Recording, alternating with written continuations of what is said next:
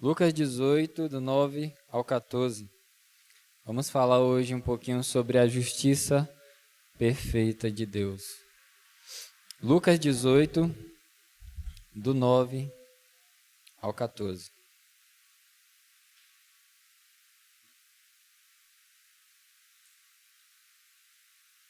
Diz assim: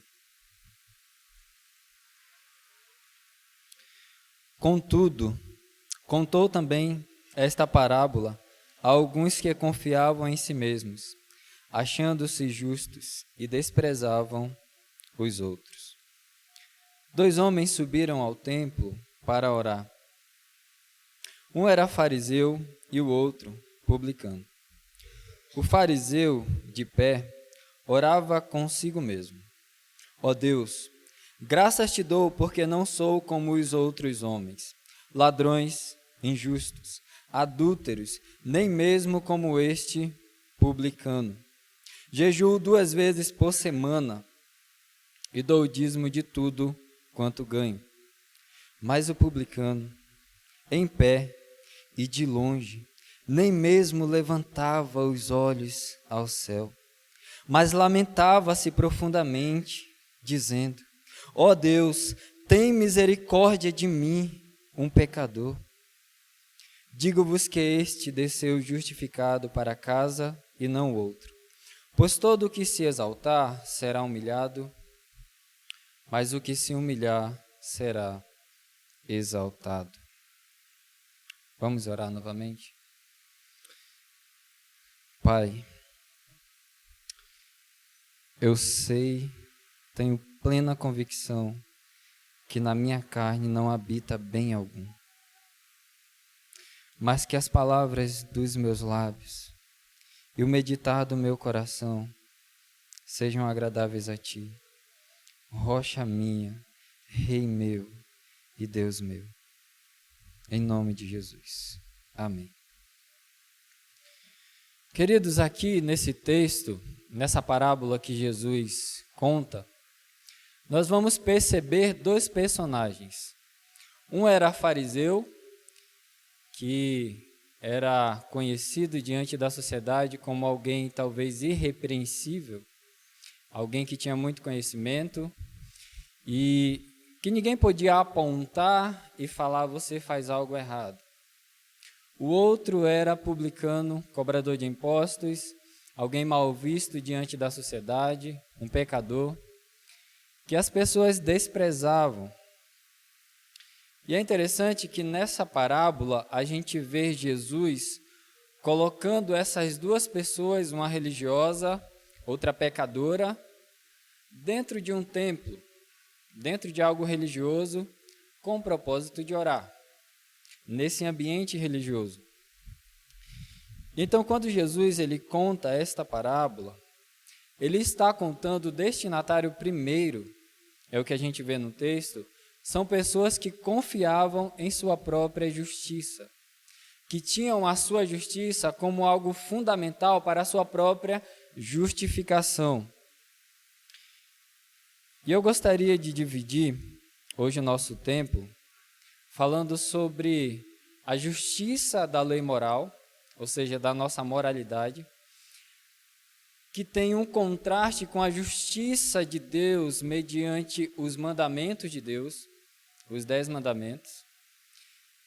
E no último momento eu gostaria de expor a justiça que vem pela fé em Cristo Jesus, que é superior, e é a justiça perfeita, em contraste com essas 2 justiças, a justiça própria da lei moral e a justiça que vem pela fé.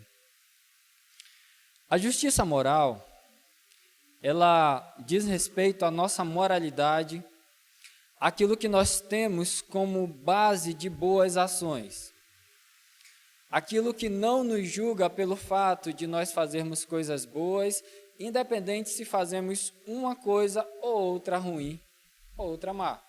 Porque, afinal de contas, para a justiça própria, para a justiça moral, o que me define se eu sou uma pessoa boa ou não, é se eu faço mais boas ações do que ações más.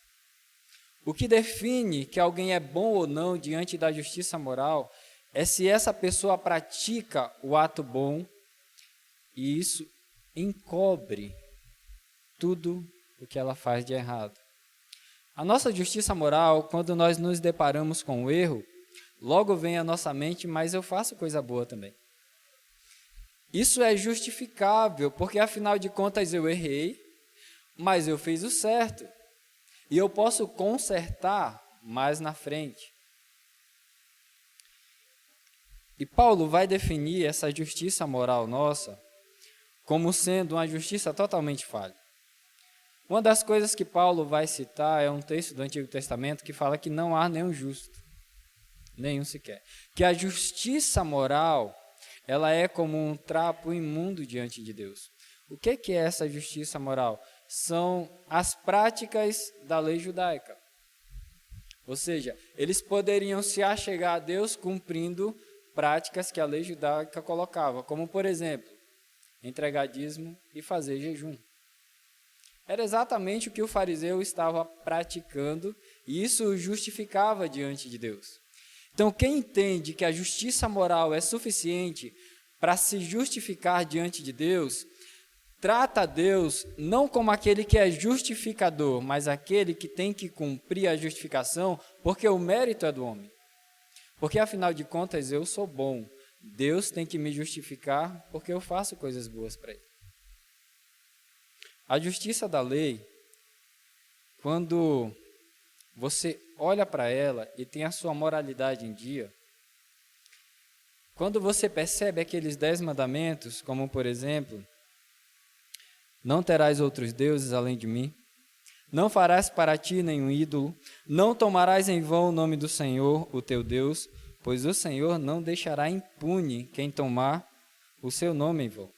Lembra-te do dia de sábado para santificá-lo, honra teu pai e tua mãe, não matarás, não adulterarás, não furtarás, não darás falso testemunho contra o teu próximo, não cobiçarás.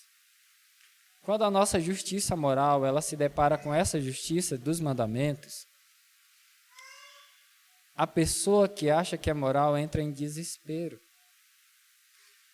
Porque a justiça pela lei dos mandamentos, ela vai mostrar para nós que a nossa justiça não é suficiente.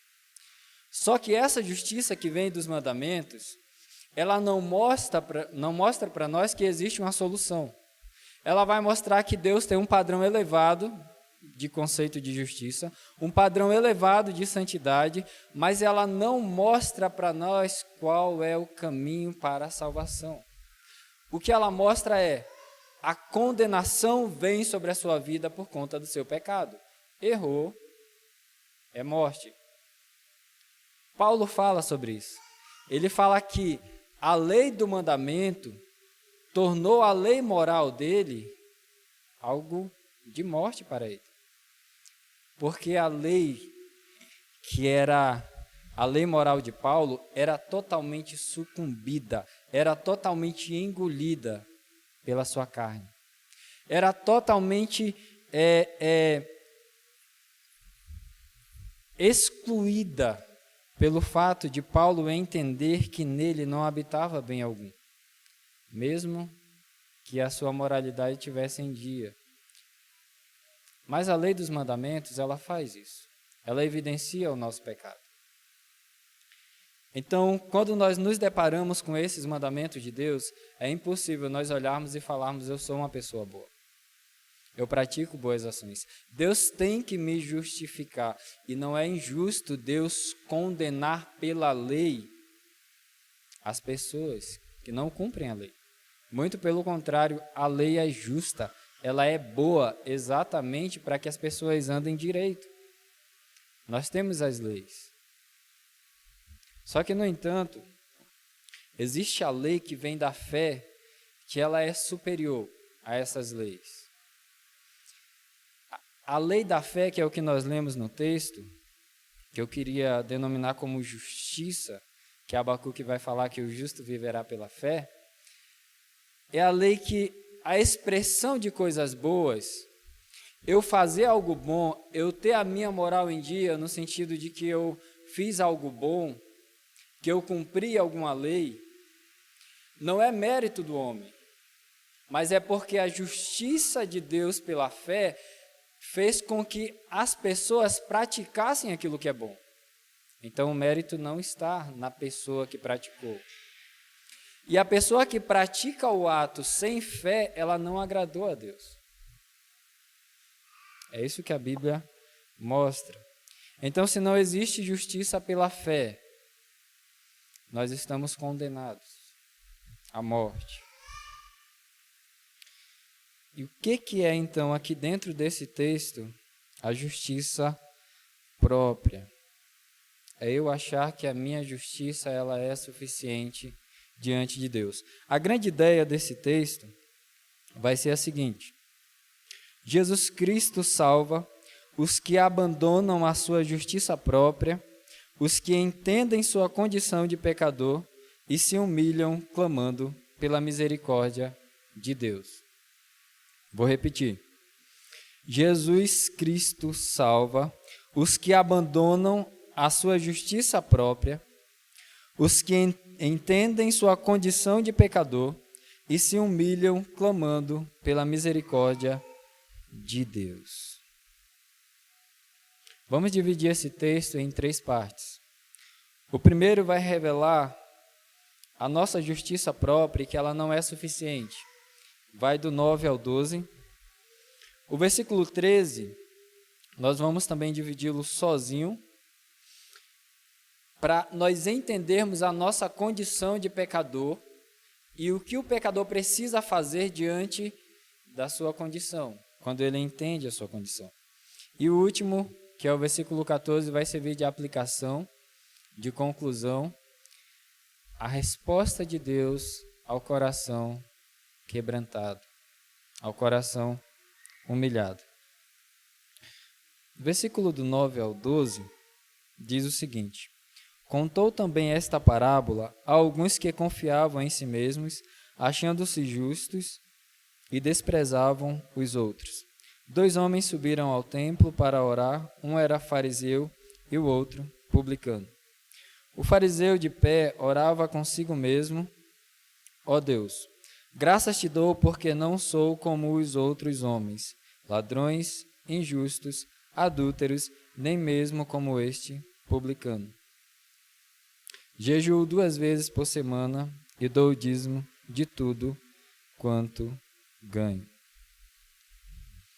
Jesus, nesta parábola, ele não vai falar que o que o fariseu fazia em relação às práticas era errado. Jesus contou exatamente para mostrar para pessoas que acreditavam na sua justiça própria como meio de justificação que as obras praticadas sem o coração em Deus, sem um coração humilde, sem um coração quebrantado, para Deus não era nada, era apenas um coração exaltado diante dele, que ele não aceita. Tanto que a parábola vai dizer que o fariseu, ele orava de si para si mesmo. Ele orava para ele mesmo, se exaltando diante de Deus. Eu te dou graças porque eu sou bom. Eu te dou graças porque eu sou assim, porque eu faço tudo o que é correto. E é interessante que quando a justiça própria, ela alcança as nossas vidas, nós temos como base a nossa moralidade como meio de justificação, nós passamos a desprezar os outros.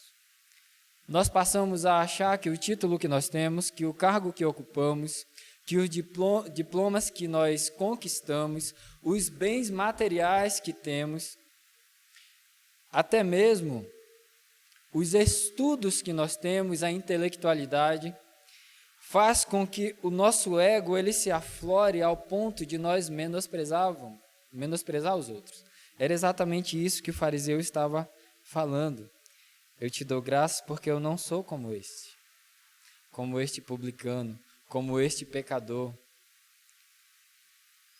Mas será que esse coração Deus aceita? Um coração que traz uma justiça que despreza os outros.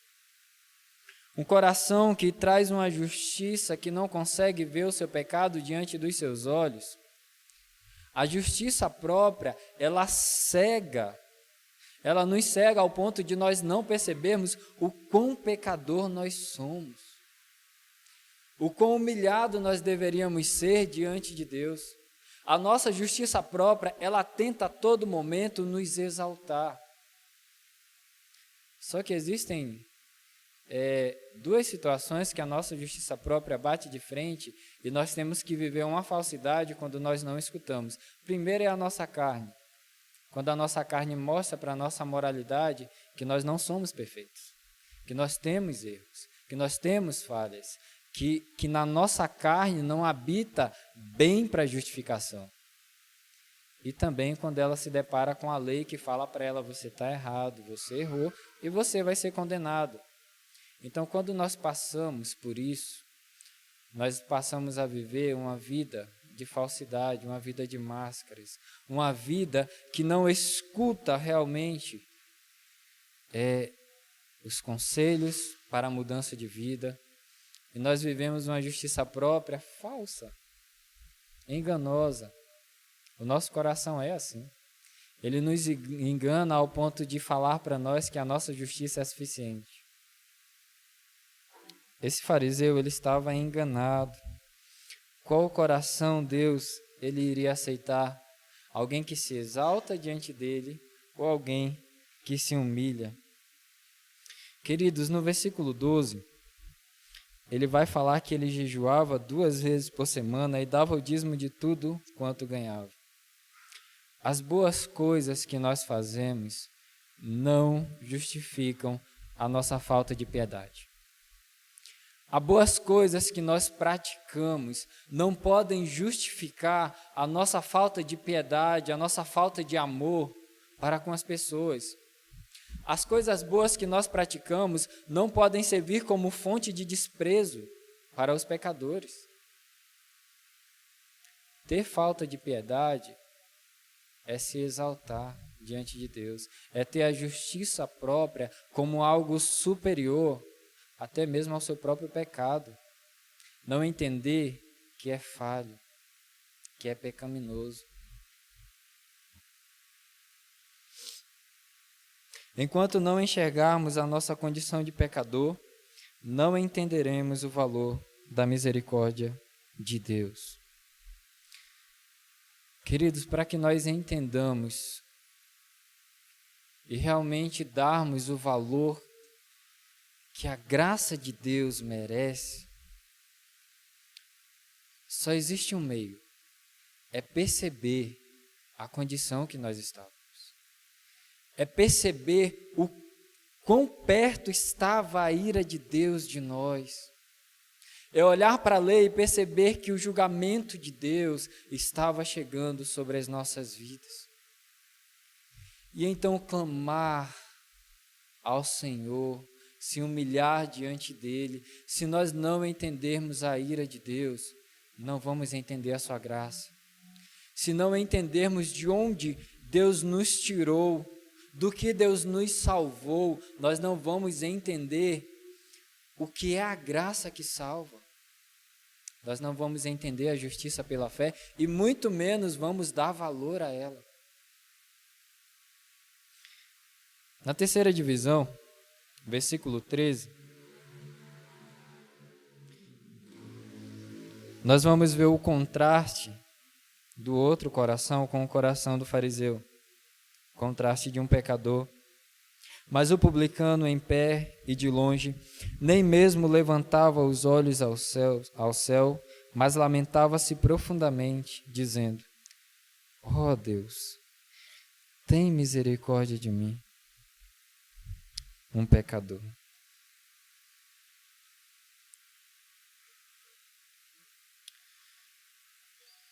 Quem precisa de misericórdia, quem precisa da misericórdia de Deus não se exalta, mas se humilha.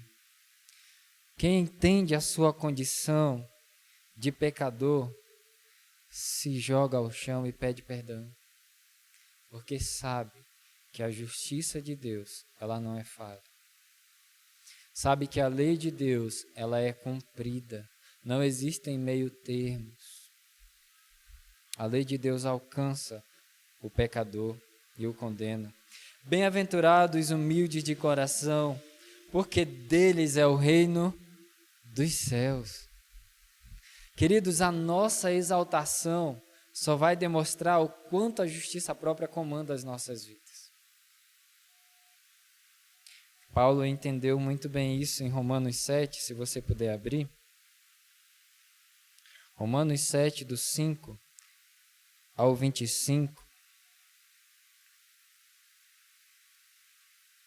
Eu gostaria que você prestasse muita atenção.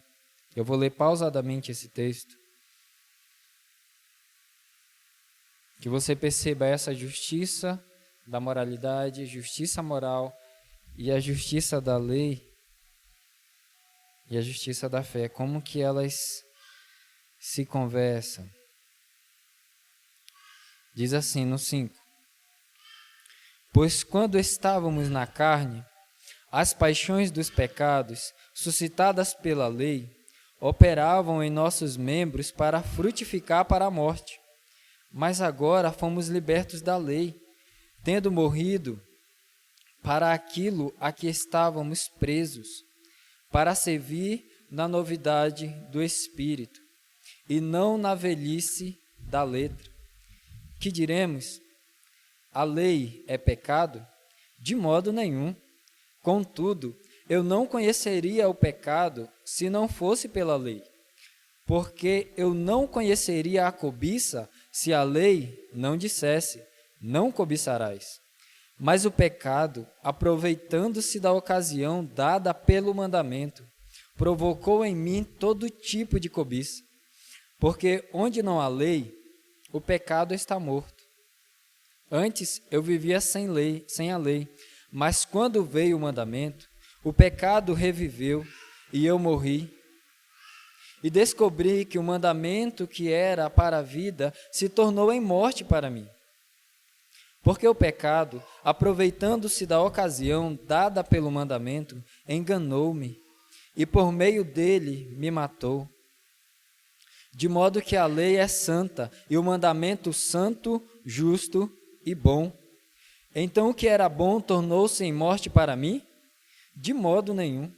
Mas o pecado, para que se mostrasse como pecado, produziu em mim a morte por meio do que era bom, a fim de que pelo mandamento do pecado se mostrasse extremamente pecaminoso.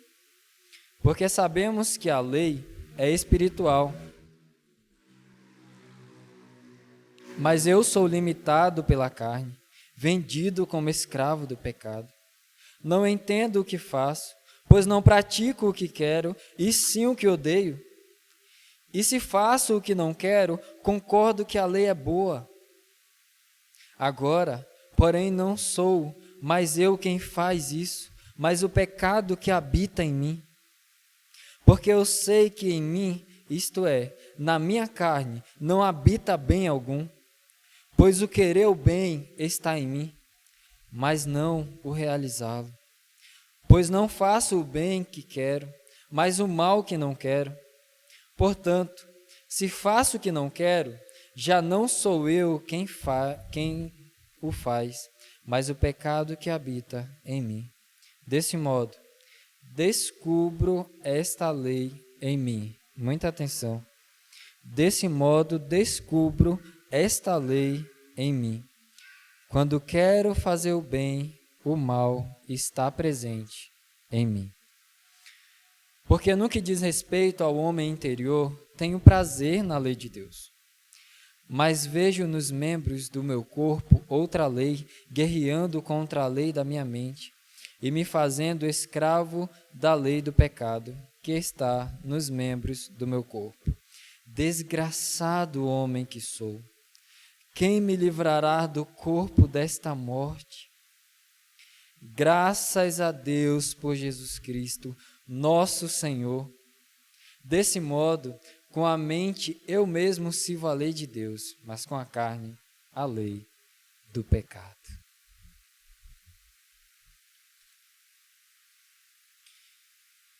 É assim que Paulo entendia a lei. A lei que habitava na carne dele, a lei dos mandamentos, a sua lei moral e a lei que vem pela fé. De modo que Paulo, ao escrever, e quando nós lemos, parece que não existe solução. Paulo vai falar: eu bem sei que não habita bem algum. O bem que eu quero fazer eu não consigo, mas o mal que não quero, esse é que permanece. E aí ele descobre uma lei. A lei é que quando ele quer fazer o bem, ele descobre que o mal está nele. E como isso é resolvido? É resolvido somente na justiça que vem pela fé. O Cordeiro foi providenciado. Como Deus pode justificar o ímpio, ser justificador do ímpio e ao mesmo tempo continuar sendo justo? Como Deus pode fazer isso? O Cordeiro foi providenciado. Gênesis 3,15, logo depois que Adão e Eva pecaram, o Cordeiro é prometido, que da semente da mulher viria o descendente, viria aquele que esmagaria a cabeça da serpente. Nós percebemos um relato da história da salvação logo em Gênesis 22, do 1 ao 13, que Deus pede o filho de Abraão para ele. O único filho que Abraão tinha, Deus pede para ele, para que ele entregue. E então Abraão, ele sobe um monte. Só que Abraão, ele faz uma cena muito interessante. Ele pega a lenha, coloca sobre os ombros de seu filho, e ele leva o cutelo e o fogo com ele, para matar Isaac. E quando os dois vão andando, Isaac, ele faz uma pergunta muito interessante para o pai dele. E a pergunta é: aqui está o fogo e a lenha, cadê o cordeiro? Mal sabia Isaac que ele era o sacrifício. Talvez Abraão tivesse em mente: mesmo que eu o mate, Deus irá ressuscitar, porque afinal de contas é a descendência prometida por Deus. Ou até um livramento, porque ele falou, a resposta dele é: Deus proverá para si, meu filho, o cordeiro. E então ele sobe. E quando Abraão está perto de matar o seu filho, ele ouve a voz que fala que ele não precisa mais fazer aquilo.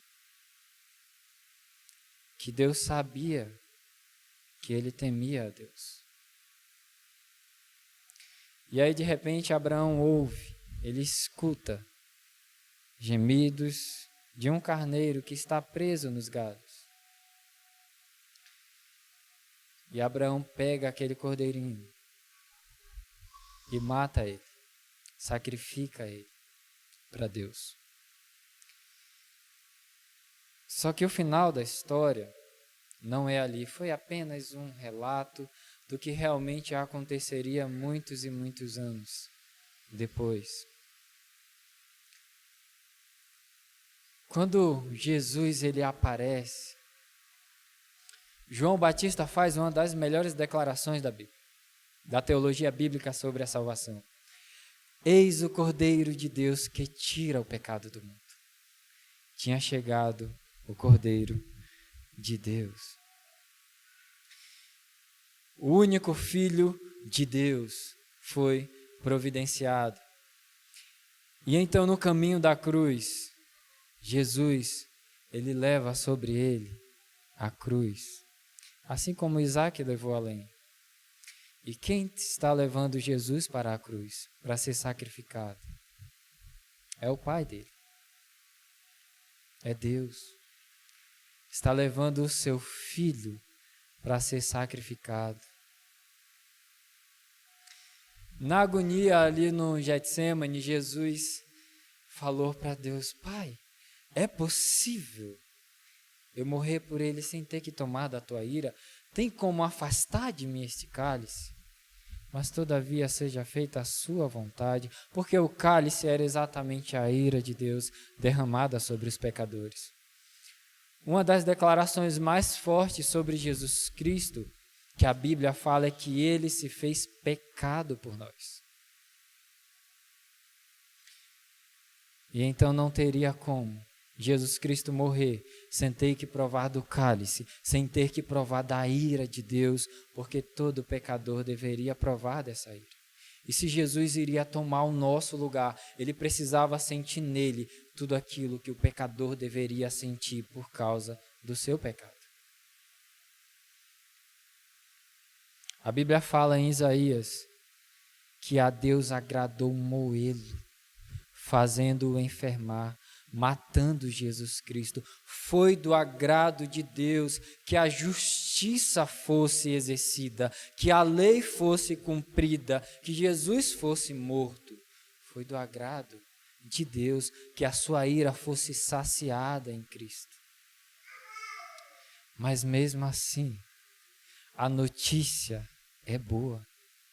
O Evangelho é uma boa notícia. A boa notícia do Evangelho é que por causa da ira de Deus derramada em Jesus Cristo, a justiça pela fé é possível. É que por causa da ira de Deus derramada em Cristo Jesus, há esperança para o pecador que crê em Cristo Jesus para a justificação. Por quê?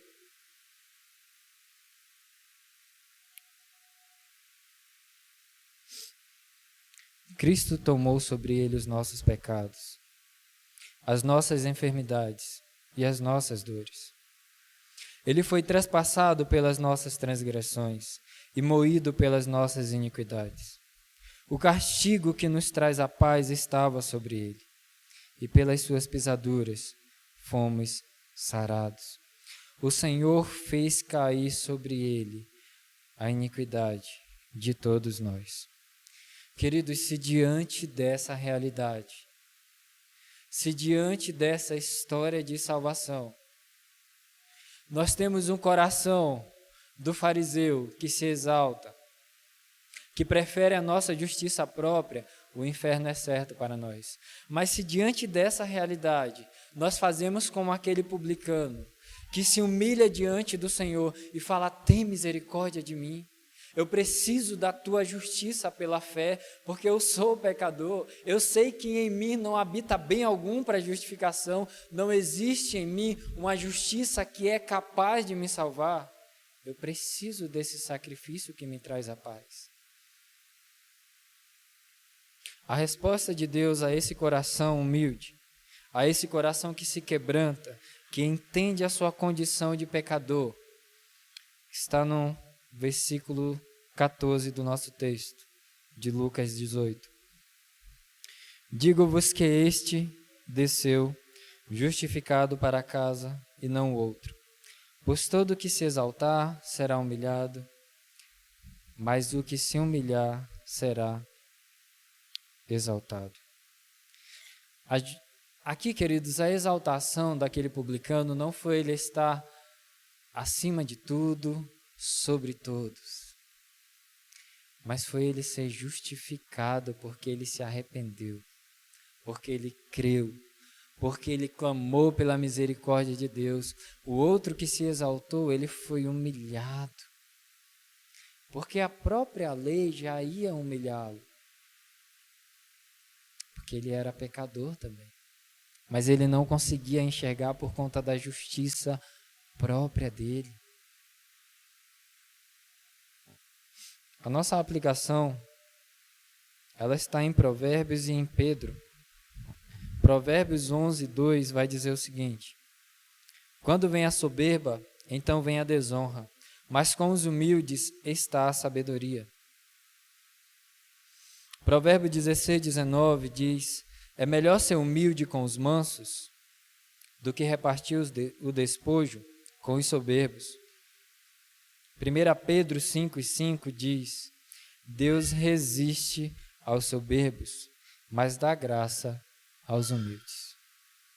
Essa é a nossa aplicação. Um coração humilhado diante de Deus, clamando por justificação, ele tem resposta de Deus. Clamemos como pecadores pela misericórdia de Deus, para que Ele nos justifique. Amém?